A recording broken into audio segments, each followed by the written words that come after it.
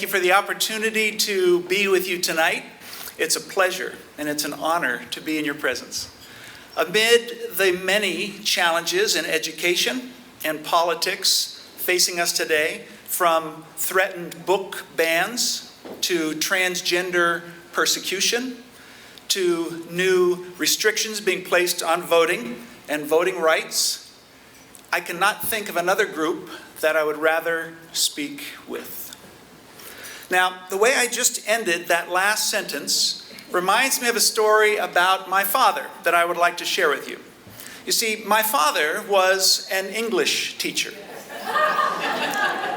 The only thing worse than being a preacher's kid, and you can talk to my daughter about that reality, the only thing worse than being a preacher's kid is being an English teacher's kid.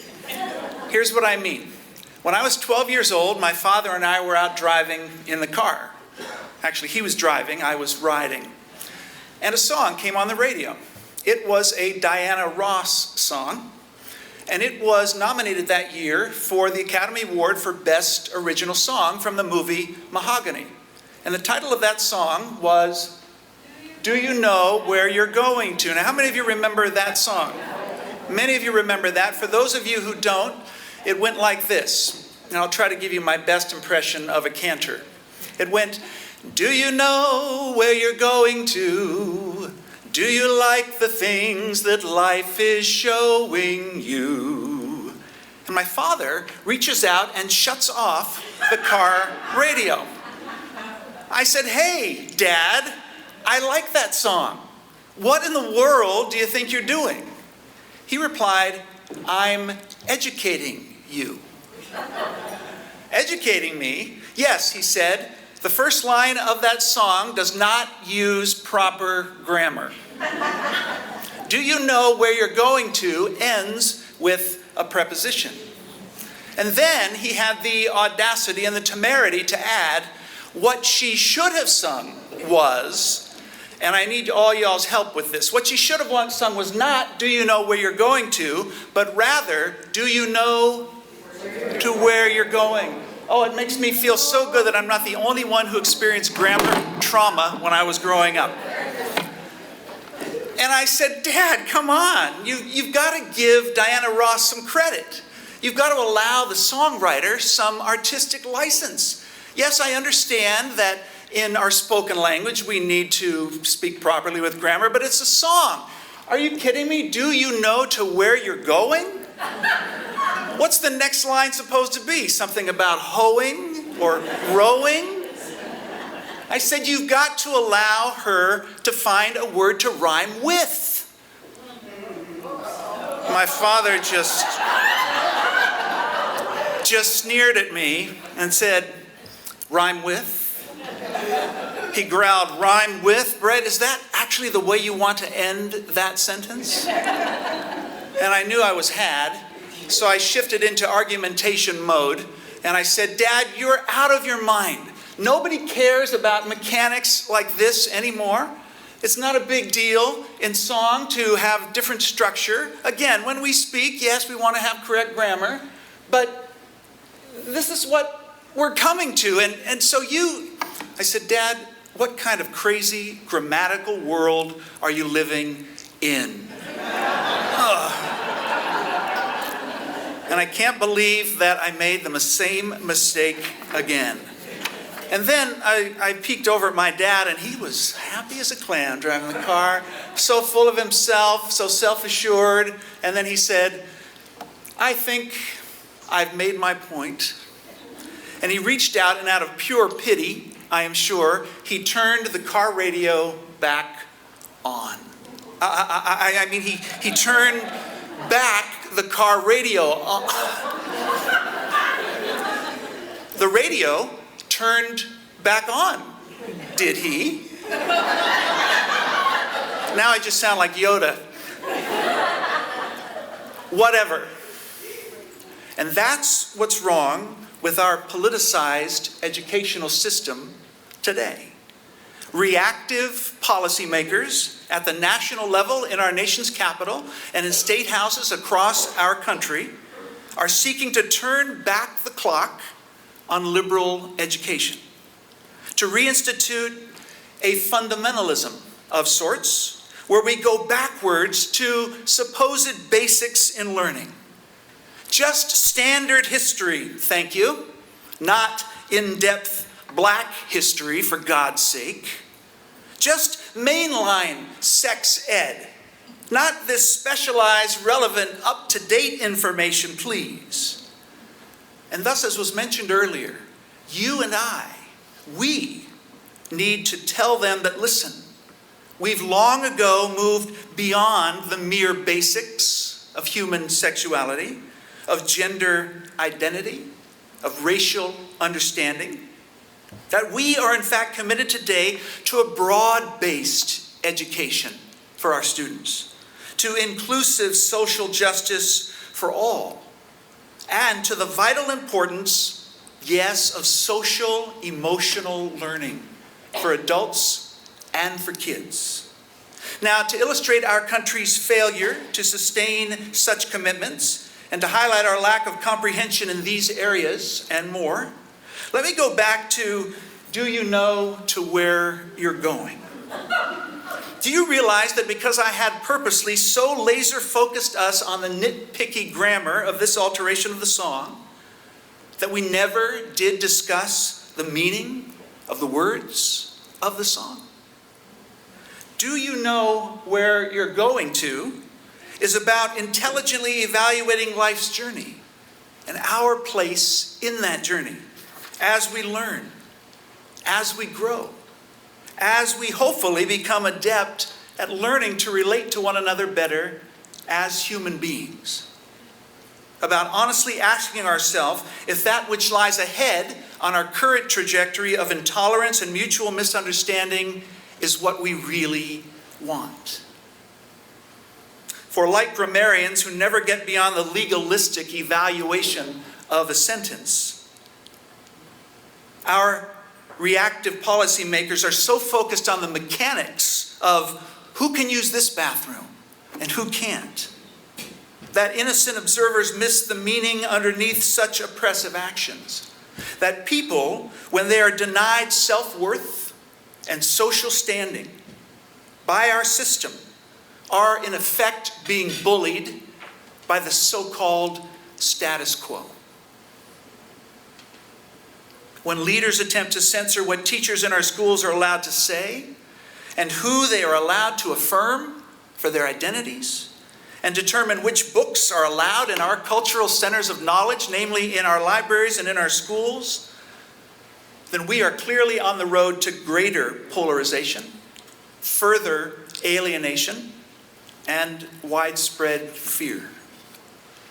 Nevertheless, if our policymakers are going to insist that we stick with the fundamentals and the so-called basics of learning, then fine. Fine.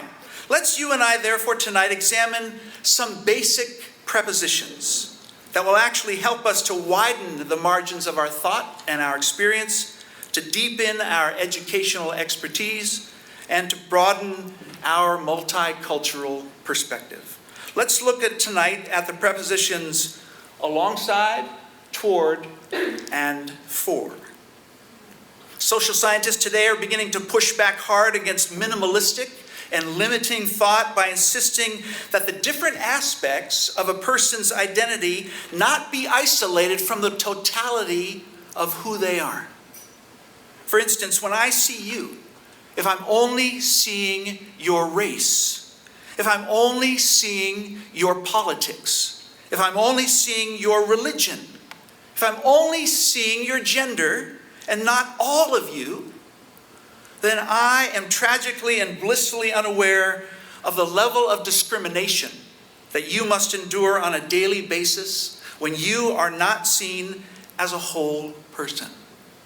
Or the level of privilege that certain other persons may enjoy when one aspect of that person is elevated above the other qualities that they have.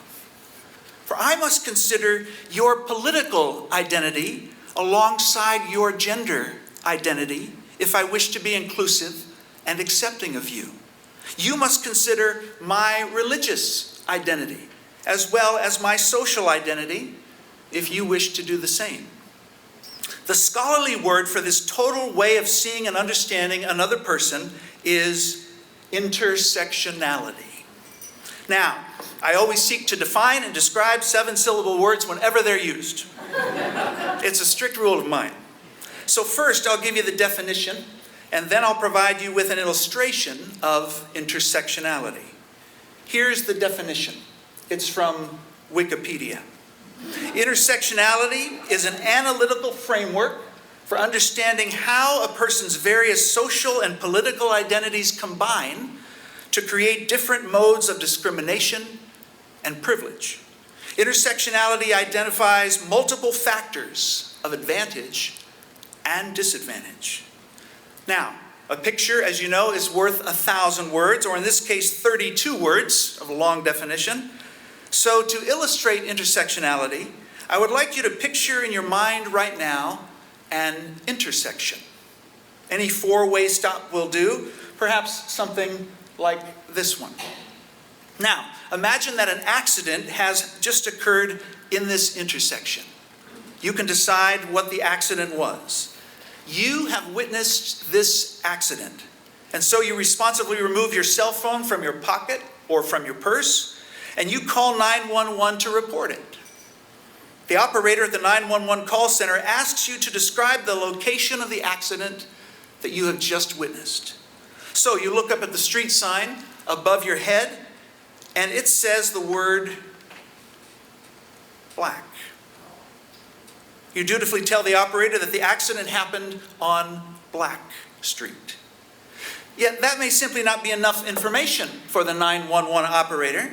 Granted, if Black Street is but a block long in your town, then yes, it will be perfectly clear where to send the ambulance, where to send the paramedics.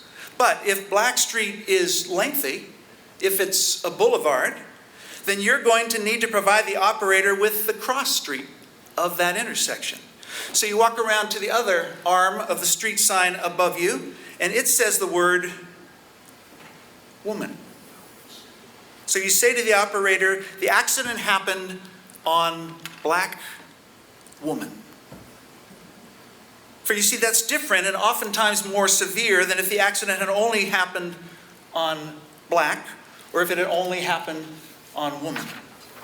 In fact, the accident happened on Black woman.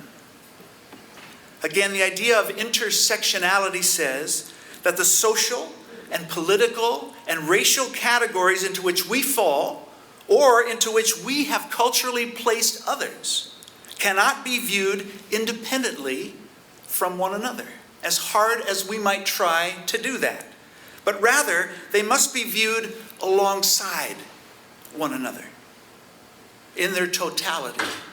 For those categories or identities will compound the amount of discrimination that some individuals will receive from our society, and at the same time multiply the amount of privilege that other individuals will be granted by our society. And thus, being a woman in this U.S. culture, as many of you well know, with all of its attendant challenges and slights and indignities that you must face, that means one thing. But being a black woman in our inequitable system means something completely different. The discrimination is multiplied. And until we understand all that, we will forever be oblivious to the level of other people's pain. Now, imagine, if you will, that the intersection that we had in the foregoing accident when it occurred in reality had been made up of 4 long roads intersecting each other, and not just 2. And that those streets were named Black, Woman, Queer, and Transgender. And let's flip those words around so that they read the way that we might say them in a sentence. Black, queer, transgender, woman. And I ask you, would any accident in that intersection of identity be worse in our culture than one where all those identities were not together present? And would the police come as quickly to that intersection? there's exponentially more prejudice, bias, and hatred in our society toward this intersection of identity than perhaps any other intersection. Still, even in this intersection, there's an outsized level of discrimination and unconscious bias when compared to other intersections. This is Stephanie Wright. In the Sunday, March 19, 2023 edition of the New York Times, her story is told. Ms. Wright was an assistant United States attorney in the Northern District of Iowa.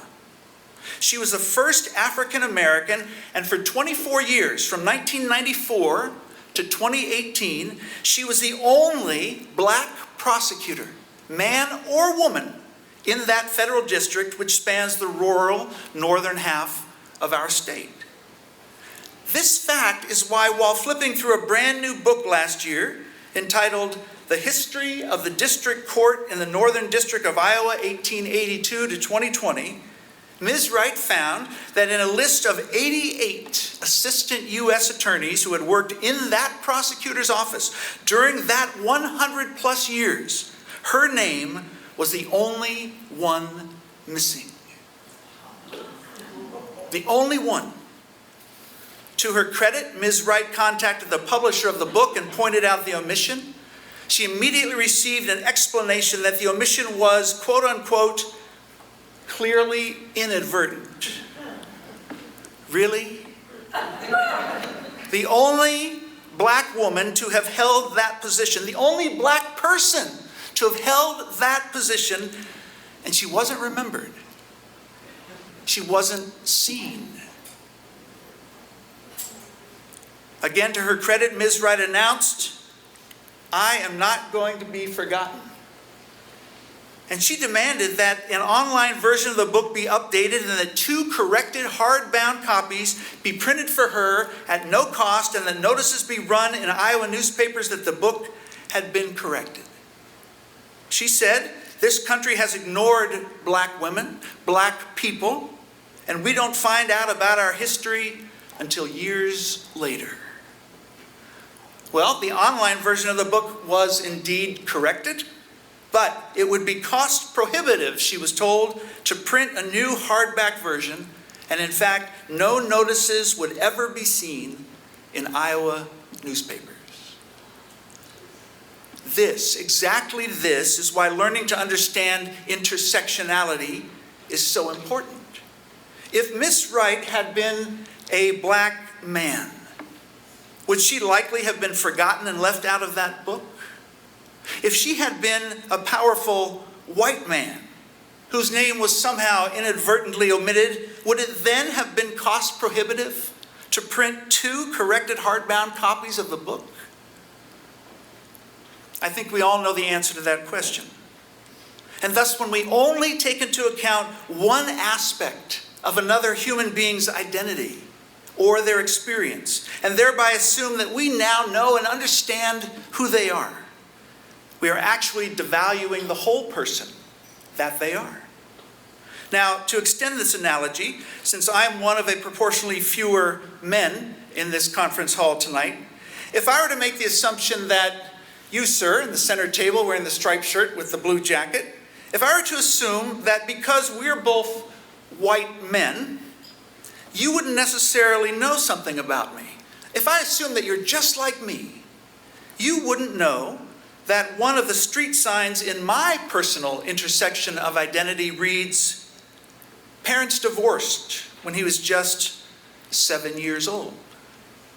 Or, in fact, one of your street signs might read, I don't know, but it might read, "Passed from home to home in the foster care system throughout his childhood." You see, we might wrongly assume that just because we're both white men that we're exactly alike, just looking at each other, and that others will probably treat us the same based on that outward appearance. But those 2 experiences that we've had, they might sound similar, divorce, being passed from foster home to home, but they're radically different from one another, and they're equally transformative in our lives to who we've become. Now, imagine that in addition, that one of the two of us is actually living with a serious physical disability. Or that one of our street signs in actuality says gay or non-binary.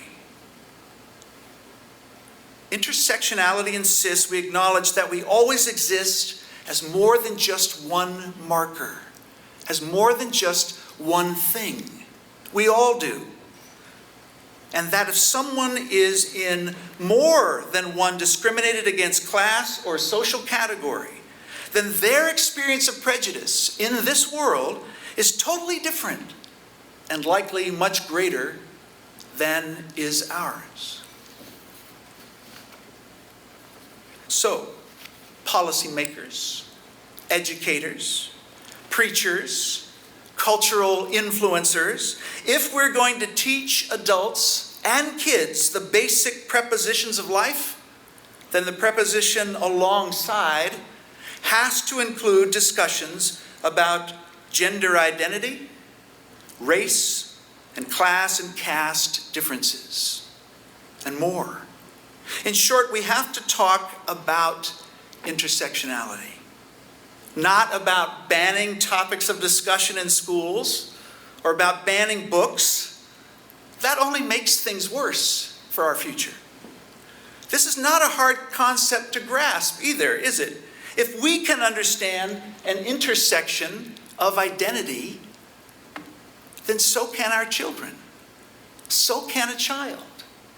They can understand this. They're capable of learning this. Toward is the second basic preposition we have to explore. Toward, of course, means in the direction of. If we in our educational system, in our schools, and in our government are to move toward widening the margins so that those on the outer limits of them are represented fairly and can have their voices heard and brought into the center of the discussion, then we have to become serious about moving toward broader inclusion and acceptance. And here, I want to introduce you, if you've never heard of her, I want to introduce you to Bell Hooks. Of course, that was her pen name. Her given name was Gloria Jean Watkins. She was a Black American author and a social activist, and at one time, a professor of English, African, and Afro-American studies at Yale University. Bell Hooks died just over a year ago at the age of 69. Back in 1984, she wrote the book Feminist Theory from Margin to Center. And 2 years prior to that, she coined the phrase, the oppositional gaze. The oppositional gaze, meaning the look that those on the margins of society are not allowed to give to those in the center. You know, you're familiar with it. That look of defiance and self-confidence. In fact, just 2.5 weeks ago, we saw this very look played out in the LSU, Iowa Hawkeyes Women's NCAA National Championship game, which LSU, unfortunately for us Iowa fans, went on to win.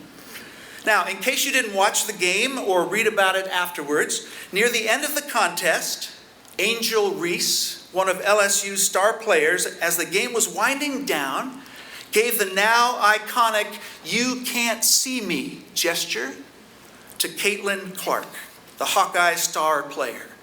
A gesture of defiance, a gesture of swagger. Importantly, Angel Reese is Black, Caitlin Clark is white. And when Reese made that gesture toward Clark, the outrage on social media was intense and palpable. How dare she? Who does she think she is? Does she have no respect? And I'm quoting the nice responses on social media. But Caitlin Clark at times has also made that gesture. In fact, she's made it numerous times. Other basketball stars and sports heroes have made this gesture. Clark, to her credit, pointed this out, defending Reese and defending her competitiveness. And that seemed to calm the waters. But I ask, what if Clark had not defended Reese? What if the white player had instead stayed silent or criticized Reese? What would have been the political fallout and the personal fate for the black basketball star, Angel Reese? In a 1992 article, The Oppositional Gays and Black Female Spectators, Bell Hooks introduces us to the term othering. Othering. Othering is when we define and treat another person as someone who belongs to a socially subordinate category, understood broadly as the category of the other. Othering. At a subsequent conference entitled Thinking About Race in America, Ms. Hooks adroitly drew upon the work of psychologist Rollo May. Hooks pointed out how May, in his book, The Courage to Create, described his attempt, and this is fascinating, described his attempt to understand how children who are abandoned by their parents cope with life. The psychologist, after interviewing a large number of subjects, noted a marked discrepancy between the responses of children from privileged circumstances who had been abandoned and those who had been born into the so-called underclass and been abandoned. The latter, the children born into the lower caste, are you ready? Were much more successful at coping with abandonment in a healthy and constructive way than were the children born into privilege. Why? May discovered that the defining difference between the two groups lay in the extent to which the children knew and understood early on that abandonment might be their fate. Here's why. In the privileged families, he discovered, marital discord and possible dissolution of the family unit were never discussed. When my parents told me that they were going to get a divorce when I was 7 years old, I'd never even seen them argue. It was a total shock to me. I was totally unprepared for that. I just went into shock mode, and I remember saying, okay, I'm going to go ride my bike now. And that was it. You see, the parents of the privileged families did not talk about it. Maybe they were embarrassed, maybe they were proud and they didn't want to, but they squelched over and covered over the truth. By contrast, the parents of the so-called underclass leveled with their kids about the precarious state of their family. The children, therefore, had a jump at coming to grips with their eventual abandonment, and even more importantly, they did not deeply resent their parents for having kept them in the dark about it.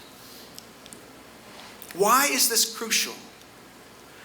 Because the moral drawn by Bell Hooks from this story is that May's decision to take seriously the people at the margins of society taught him something that could benefit the whole of society.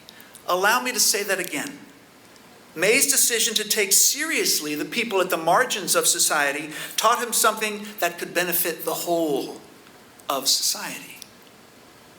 Namely, that we parents need to transparently communicate truth to our children, to better equip them for the realities of life, not to keep uncomfortable truths from them, truths that are uncomfortable for us, I should say. A lesson that we will most likely miss if we focus solely on the center of our interests and never on the margins. Today, a growing number of conservative policymakers, leaders, and even some teachers want to advance the argument that really we're all starting from the same place in life, that we have the same opportunities as each other, that we therefore don't need to focus on our differences at all, and that indeed the past is behind us and we simply need to move forward together. Let's start here where we are, they say. But you and I know it's not so simple as that, don't we? To move toward health and healing and mutual understanding, we must first pay attention to our differences, to recognize them, to see each other in the midst of those differences. For until we're willing to look in from the margins of our culture with those who reside there, thus expanding the margins toward the center, until we're willing to do that, we will never make progress toward our goal of equity and unity. No matter how many sermons we hear preached, no matter how many lectures we hear delivered. The work of moving toward that goal of equity is yours and mine to do. No matter how old we are, no matter how many battles we have already fought, it's ours to do today, if it's going to get done. Finally, then, the last preposition with which we need to grapple in the intersection of identity and education and politics is the preposition for. For whom are our reactive legislators nervously changing the laws of our state? For whom are they putting limits on the curriculum allowed in our classrooms? For whom are we determining what can be read and taught and discussed in our schools? If it's only for us in the center, if it's only for us, then we're dooming ourselves to a future of failure and ignorance and even irrelevance in our kids' lives and in this world. If indeed the very things that we and our children need to be open to learning, we are instead banning and dismissing and further marginalizing, then we'll miss our chance for growth, for diversity, for real education, and for mutual upbuilding. You know, contrary to popular opinion, the word politics is not a dirty word. It actually derives from the Greek word meaning citizen, and from the word polis, meaning city. My fellow citizens, if we must have politics in our city, in our schools, and among our nation's people, then let's be sure that it is for all of our citizens, for all of our students, and for all of those who find themselves in the intersections of life, especially for those who find themselves on the margins of our society. For they have something profound to teach us, and we must learn from one another. And so, I ask all of us, and Dad, pardon me as I use this poor grammar, I ask this question: do we know where we're going to? Do we understand the things that life is teaching us? Where are we going to? We need to know.